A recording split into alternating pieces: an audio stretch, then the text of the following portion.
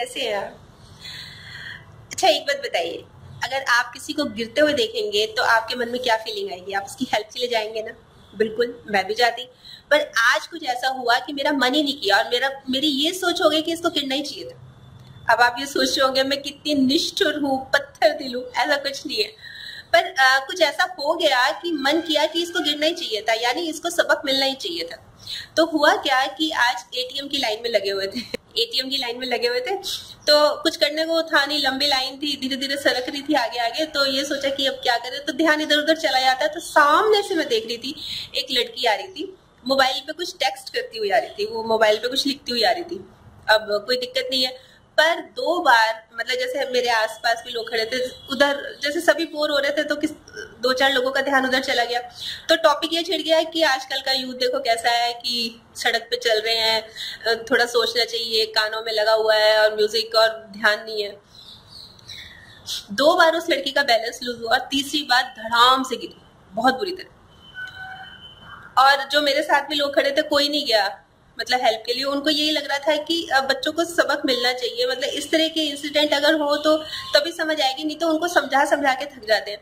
तो ये नेग्लिजेंस ही तो है, एक नेग्लिजेंस का एक जीता जागता उदाहरण है कि हम समझते नहीं है। मतलब अब पता नहीं उसको कितनी चोट लगी नहीं लगी, वो खुद ही गिरी और खुद के गिर के ये नहीं है कि वो उठी नहीं, वो उठ भी गई, झाड़ने लगी और फोन को भी साफ करने लगी, फिर फोन को उसने अल्टीमेटली पॉकेट में डाला।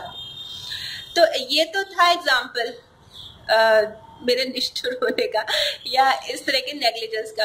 एक 2-3 दिन पहले मेरे पास एक और फोन आया मेरी फ्रेंड का और पता लगा कि वो हॉस्पिटल में एडमिट है। अब सुन के तो टेंशन हो गई कि क्या हुआ था, पर जब मुझे ये पता लगा कि उसके हॉस्पिटल में होने का रीजन क्या है या उसके जो प्लास्टर चढ़ा है उसका रीजन क्या है, तो मुझे फिर बहुत गुस्सा आया, शायद उतना ही गुस्सा जितना उस लड़की के गिरने पे आया था। ये फिर नेग्लिजेंसी थी। मतलब लेडीज कितनी परिवार का करने के लिए कितनी नंबर 1 होती है, और जब अपनी बात आती है ना तो भरपूर नेग्लिजेंस। अपना तो ध्यान रखना ही नहीं है, पता नहीं क्या रीजन है पता नहीं क्या रीजन है। अब सुनिए क्या हुआ था मेरी इस फ्रेंड के साथ। मैं गई हॉस्पिटल तो उसने क्या बताया कि क्या हुआ था।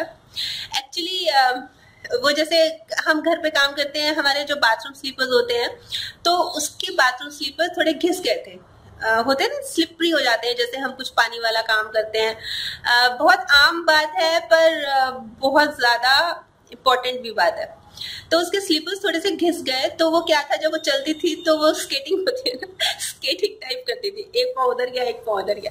तो 1-2 बार ऐसे हुआ तो उसके घर वालों ने उसको टोका, तो वो जाके ले आई नई चप्पल अपनी कि ठीक है अब मैं चेंज करूंगी और ये मेरे लिए कंफर्टेबल नहीं है, क्योंकि स्पेशली जब कपड़े धोने हुए या कुछ ऐसा काम हुआ तो वो स्लिपरी बहुत हो जाती थी।